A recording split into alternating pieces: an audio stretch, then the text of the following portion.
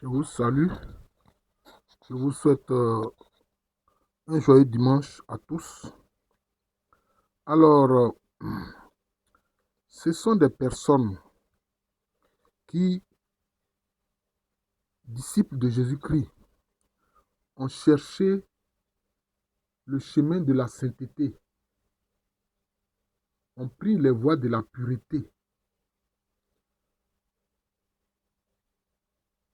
qui ont suivi le Seigneur Jésus-Christ, qui ont fini par avoir des corps incorruptibles. Dans l'Église catholique, il y a de nombreux exemples.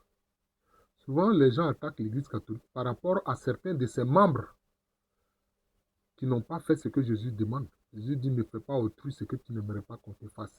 C'est pour ça que moi, je me plais à dire que vraiment l'Europe n'a pas été vraiment une Europe chrétienne. Sinon, elle n'aurait pas accepté la colonisation, hein, la traite négrière. Et aujourd'hui, le néocolonialisme et l'impérialisme.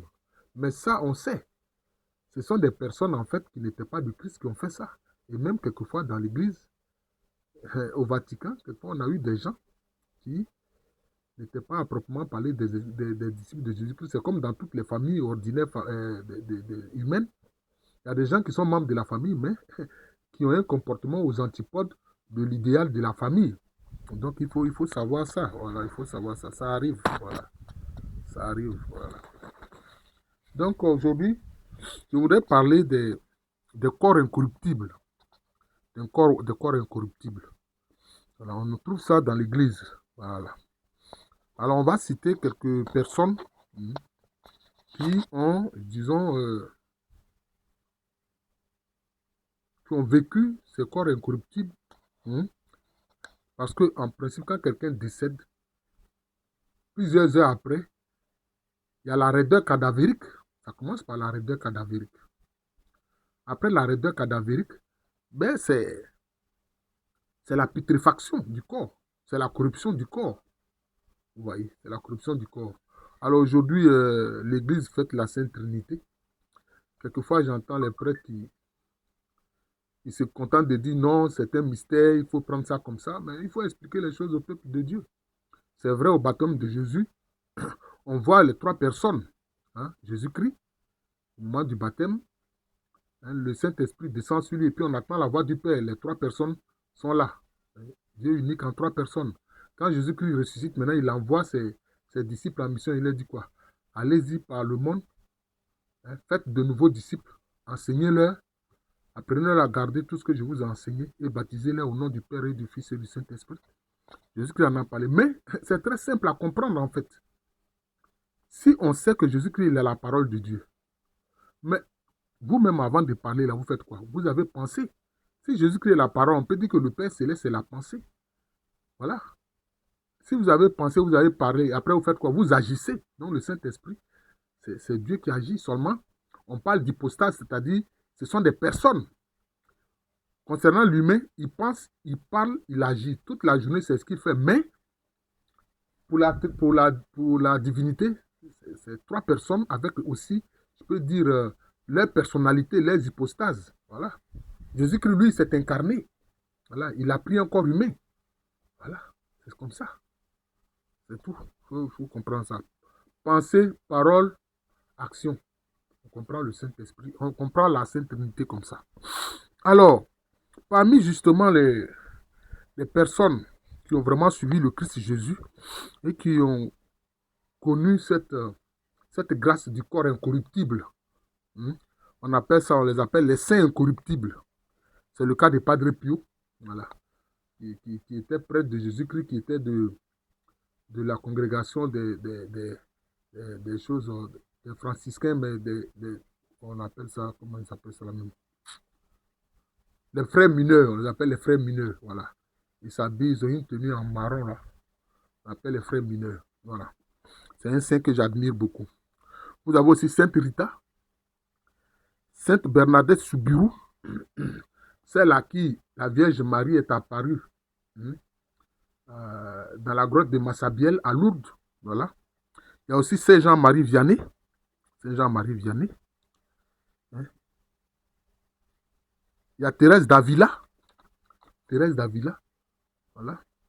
Il y a Saint Charbel Maklouf, qui est de l'église maronite.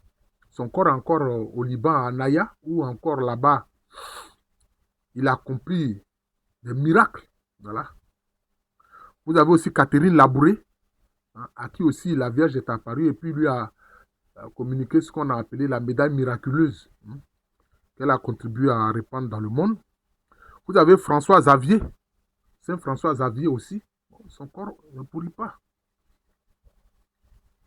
C'est des signes que ces personnes-là ont vécu vraiment dans la présence de Dieu, hein, et qu'ils ont intériorisé, hein, la personne de Jésus-Christ et du Saint-Esprit. Il y a un très jeune, un adolescent, un jeune, on l'appelle Carlo Acutis. Carlo Acutis, il n'est pas encore saint, déclaré saint par l'Église, mais il est bienheureux. Mais lui aussi, son corps ne pourrit pas. Il est parti très jeune, hein, mais rempli de sainteté. Cela veut dire qu'on ne doit pas désespérer des jeunes aujourd'hui, hein, qui peuvent prendre vraiment le chemin de la sainteté. Hein. Et puis encore plus récemment, hein, en cette année-ci, il y a une religieuse, elle est bénédictine, elle est du Missouri, d'ailleurs c'est une femme noire, hein, on l'appelle Wilhelmina Lancaster. Lancaster, voilà, Lancaster. C'est le nom anglais, c'est Lancaster, c'est ça. Voilà, ça s'écrit Lancaster, mais ça s'écrit Lancaster. Voilà.